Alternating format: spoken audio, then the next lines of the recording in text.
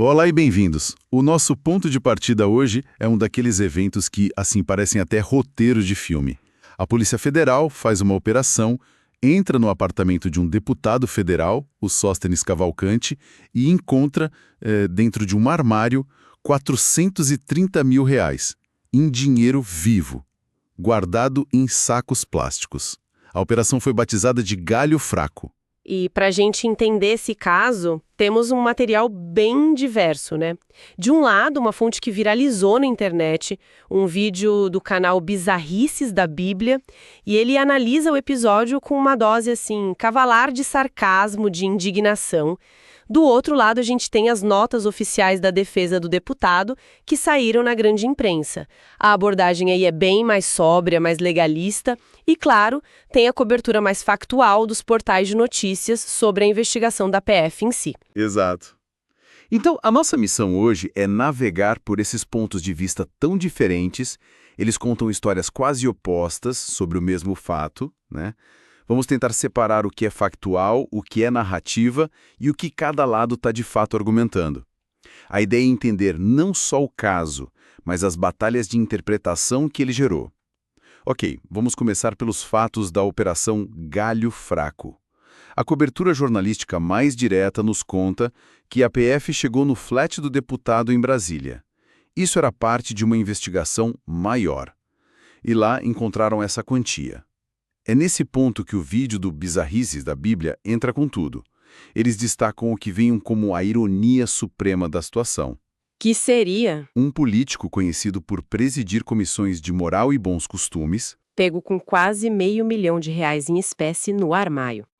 O que é fascinante é como as narrativas se separam a partir daí. O vídeo não trata isso como uma simples apreensão, sabe? Eles usam uma linguagem super teatral, chamam de milagre da multiplicação das notas de 100, uma manifestação da teologia da prosperidade segundo eles. E a primeira reação do deputado na visão deles foi o martírio do cash, uma forma de ironizar essa justificativa inicial. E qual foi essa justificativa? Porque a primeira versão que circulou falava de perseguição religiosa. Exatamente. A defesa, nas primeiras notas, bateu muito na tecla de que não havia nada de ilegal e que o deputado era alvo de uma campanha difamatória por causa das suas posições conservadoras. A ideia de perseguição foi tipo o primeiro escudo.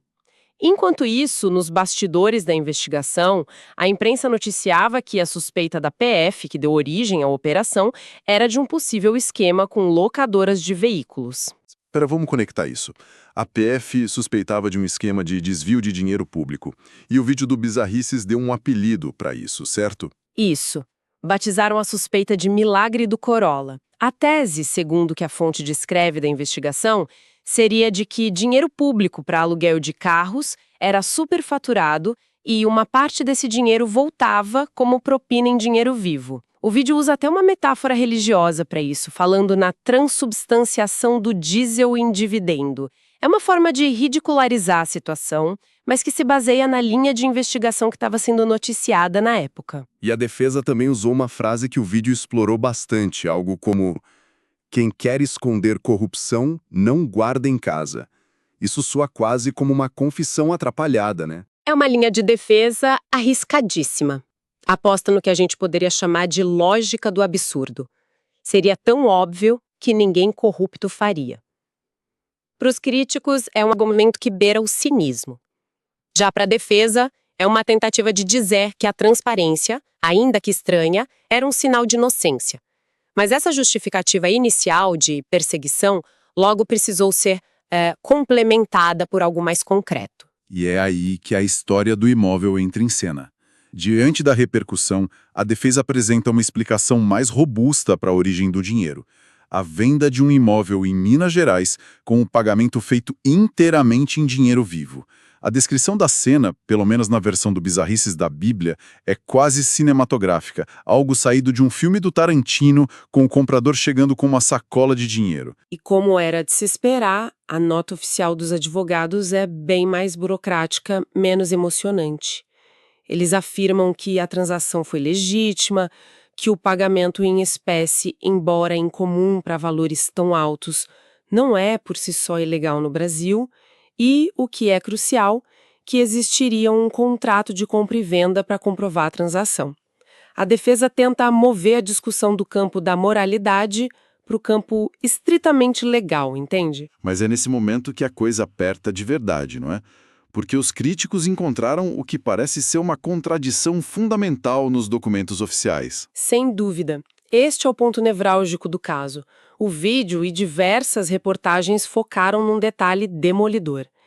Este imóvel, supostamente vendido, não constava na declaração de bens do deputado ao Tribunal Superior Eleitoral em 2022. E pior, naquele ano, o patrimônio total declarado por ele era inferior a R$ 5.000. Nossa, o contraste é brutal.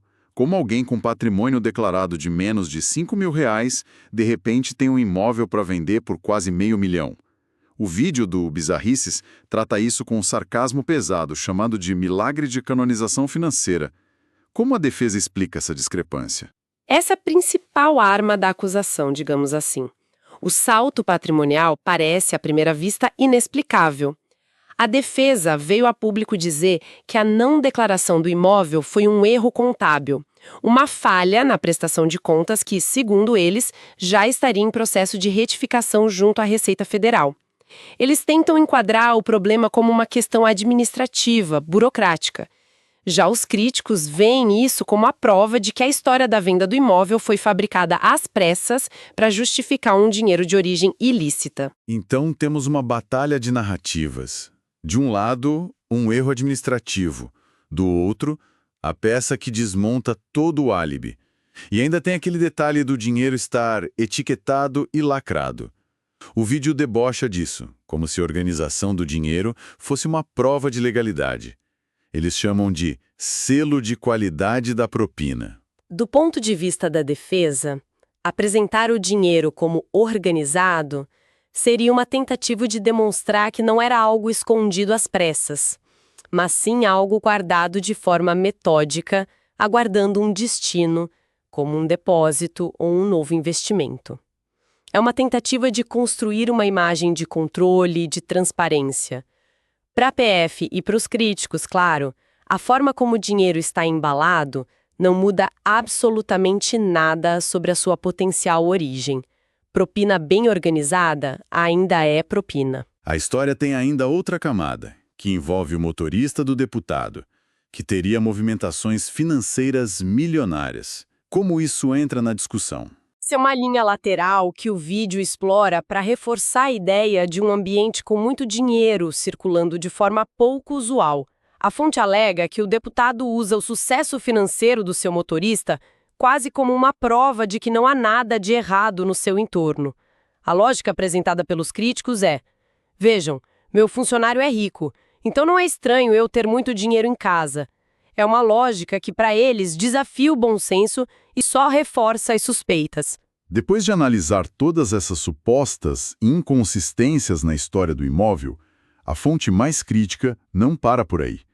Ela tenta conectar esses 430 mil no armário com o que estava acontecendo no trabalho do deputado em Brasília. Exato. A análise do Bizarrices da Bíblia estabelece um vínculo direto entre o caso e a atuação do Sóstenes na aprovação do chamado PL da dosimetria.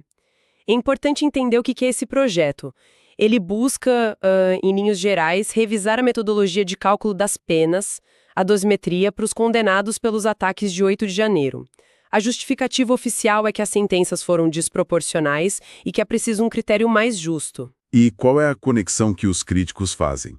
É uma acusação bem séria, de que ele estaria legislando em causa própria. A acusação é exatamente essa. O vídeo cria um conceito para descrever a suspeita: a teologia da impunidade preventiva. A ideia é que, ao trabalhar para criar leis mais brandas para crimes políticos cometidos por aliados, o deputado poderia, de forma preventiva, estar garantindo um desconto para si mesmo caso viesse a ser condenado no futuro. É uma inferência, claro, baseada na coincidência de tempo entre a sua investigação pessoal e o seu trabalho legislativo. Mas isso é uma interpretação da intenção dele. A defesa ou os aliados rebateram essa acusação específica? Sim, e de forma veemente. Políticos do mesmo grupo afirmam que o projeto já estava em discussão muito antes do caso do dinheiro vir à tona, e que a defesa dos direitos dos presos do 8 de janeiro é uma bandeira legítima e coerente do campo conservador.